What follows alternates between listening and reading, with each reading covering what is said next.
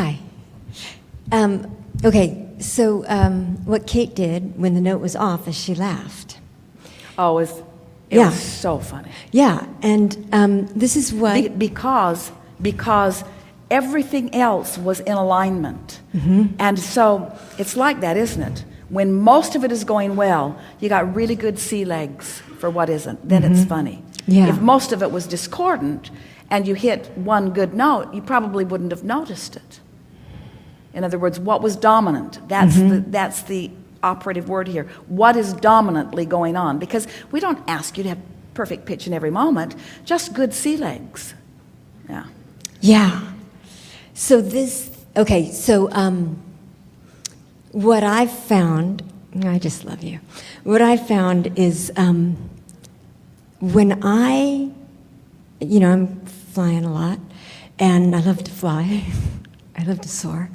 And when I encounter something that is not flying as much as I want to fly, I just love them. I don't care. I just don't listen to them, really. I go really general, and I love them. And I love their resistance, because I know that their resistance is putting more in their vortex, and I can hear... I'm riding their rockets as best I can. I have to do it in a general way. I know that... But so what I'm experiencing is when somebody's a little whatever, I can hear... A little off. Let's just call it a little off. A little off. That's I can all it hear, is. yeah, oh, they're wanting more clarity. And then I get excited about the clarity that's coming. Or they're wanting more freedom, and I get excited about the freedom. Or they're wanting more ease, or they're wanting more fun. Or And as long as you don't try to insert it into their experience right then, as long as you let it be your personal experience, then you maintain your alignment, and then the universe will deliver to you the perfect timing when they're close enough to the vicinity that they can then appreciate the work that you did on their behalf. That's the key. Yeah. Yeah, okay, that's great. So it's not hitting it too head on. Right. Yeah. Right, and it's not just trying to really... not trying to fill the grid in, Right. but trusting that it will be filled in perfect timing, provided you maintain your attention, your interest, and your balance. Mm-hmm. Yeah.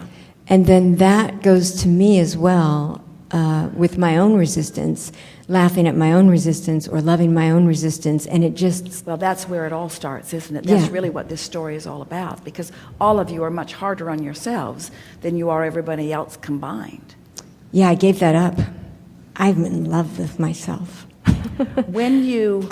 That's where true worthiness comes from. That's what the feeling of worthiness is. It's putting yourself in a position.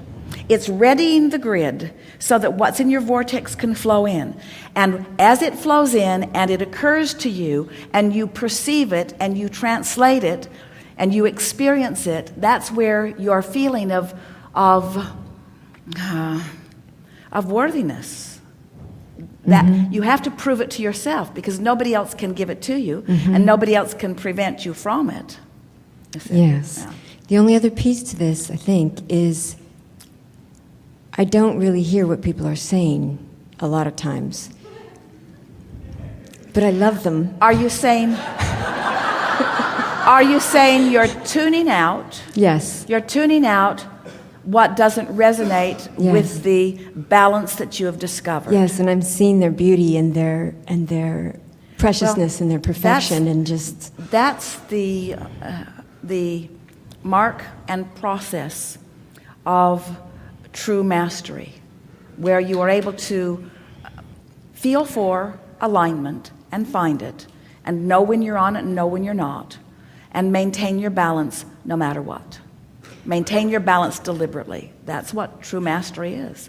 That's what the art of allowing is. The art of allowing me to be in alignment with all that I am, regardless of what anyone is wanting to present to me. And in that understanding is the true freedom that everyone is looking for, because it's freedom from resistance that you seek. Right. And if you don't understand that, then you got to prevent that person and prevent that person. You need a restraining order against that one and that one. Talking about you. In other words, then you're wanting to take action in order to try to make your world as wonderful as you want it to be.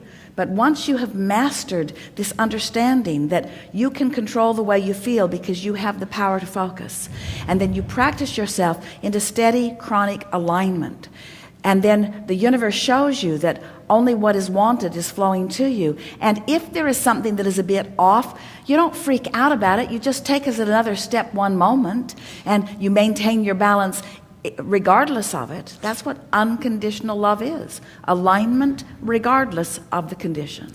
Right, and that's really what I'm practicing. And if it comes into my experience, the way I kind of look at it is, the universe is giving me an opportunity to love even more, to open my heart even more, because I'll have a little resistance, let's say, open my heart even more and love that person or that whatever experience even more. And it gives me the relief, and then it's easy, and I don't... Well, it's nice that there are so many people around for you to practice with, isn't it? It is. And it is. And it's delightful. You know that you've really accomplished that unconditional love when you're not able to discern one from the other. Yeah, and that's what I'm really working towards. That's where you began here. And yet, do you really want a perfect environment where there is no discernment of anything that's off? Because that's my question too. Here we just want to stick this in here, and then we'll hear you. That perfect pitch that our friend was talking about and that you're reaching for keeps moving into higher registries and higher frequencies. So there's no such thing as accomplishing it and being done. Right. And these blessed buggers who are a little off are what constantly gives you the new reach, and therefore the new potential of the new movement, and therefore the new joy. Because all of the joy is in that journey, all of it. Yeah, and that's what I appreciate when somebody is in that place, because I do feel, oh, it's widening my capacity to love. It's widening my capacity to have fun and to see the beauty in everything. So there's no danger in it, right? Because I'm really, Okay, and the only other question I have is, you had this process on the cruise last year about the going general, from the negative specific to the negative general to the and that process for me was really simple and really easy, and it's really helped me tune to my own negative subtle vibrations quickly, so I feel them before I'm falling out of the plane. So they stand out. Yeah, they stand out, and then what happens? And then I relax. You feel and I go. Relax is the perfect word. You feel the relief as the tension subsides. Mm-hmm. Perfect. And it's never an effort. And if it is any effort, then I do that whole process because it feels like a very gentle, easy way to move the vibration. In all of this conversation, what we're talking about is you have to start with a decision that you want to feel good. If that's the premise, if you've started with that decision that you want to feel good, then what that means is, what you're saying is, I want to feel good, and I understand I can't feel good unless I'm really blended with all that I am, which causes you to then understand that if you hadn't expanded to more than you can maybe normally maintain, then there would not be any new reach. And so now you're making peace with the fact that you are always vibrationally reaching beyond your patterns or habits that you've been practicing. So it's always accurate to say, I have beliefs that are not up to speed with the whole of who I am. And I mean to figure out which of those beliefs aren't up to speed with who I am, so that I can be up to speed with who I am. However, the beliefs that I hold that are not up to speed with who I am are responsible for my further expansion. So I'm embracing all of these beliefs, positive ones and negative ones, because expansion matters so much to me. If I didn't have the ability to know what I don't want, I wouldn't have the ability to know what I do want. So I'm not looking for perfection here. I'm just looking for steady things to help me continue to expand, and constant awareness and desire to feel good, which keeps me moving in the direction of the expansion that I've made. And it is my powerful intent to live happily ever after in that way. And if somebody else has the benefit of being up close to me and figuring it out based upon the powerful example that I'm offering, then I am really fulfilling my purpose for being. But I was not born to be an example for them. I was born to be the joyful creator that I am. This is something that we really, really, really want you to hear, because it gets off pretty easily in the moment that you're trying to mentor someone that you really care about. And it gets back on track really fast when you understand that they can't miss anyway. Nobody's going to miss this. Everybody's having expansion. Everybody's putting stuff in their vortex. Everybody's going to eventually come into alignment with it, you see. Yeah, and that thing about the mentoring, if you try that, the discord is so discordant in me, and I really want to feel good. It doesn't feel good. Yeah, good. There's one more thing. Let me just, if I can find it, because I had it a minute ago. It was, when I have a belief.